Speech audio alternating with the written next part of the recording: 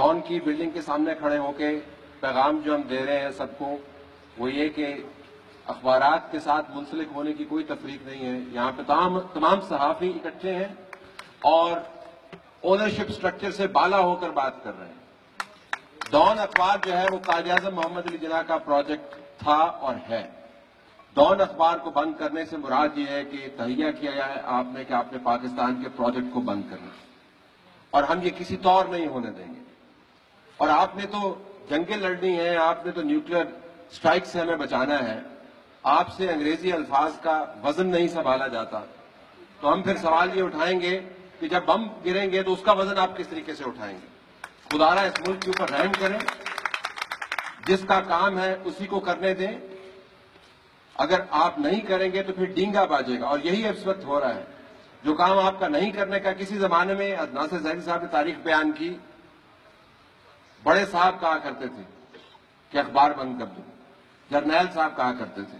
अब हालत ये आ गई है कि रिटायर्ड कर्नल है जो बैठ के आपको इंस्ट्रक्शन जारी करता है और आपका टिकट कंट्रोल करता है। और तमाम टीवी चैनल्स बशमूल मेरे टीवी चैनल के, वो टिकट जूं के तू कॉमा चेंज किए बगैर चलाते हैं। इससे बड़ी स्ट्रक्चरल सेंसरशिप हमने आज तक नहीं देखी।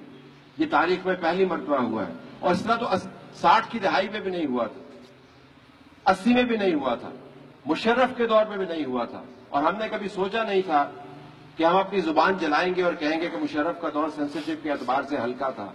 लेकिन हमें कहना पड़ेगा कि सेंसरशिप के एतबार से मुशर्रफ का दौर बहुत हल्का था, क्योंकि हमें पता था कि वो सामने आके सेंसर कर रहा है। आप बंकर्स में बैठे हैं, आपने लंबी लंबी फाइनेंशियल बंदूकें अपने हाथ में रखी हुई हैं और आप छुप कर वार कर रहे हैं। अगर आपको सेंसरशिप का शौक है, बसात एहतराम सामने आके सेंसरशिप कीजिए, मुकाबला तो कीजिए मैदान के अंदर खड़े होकर।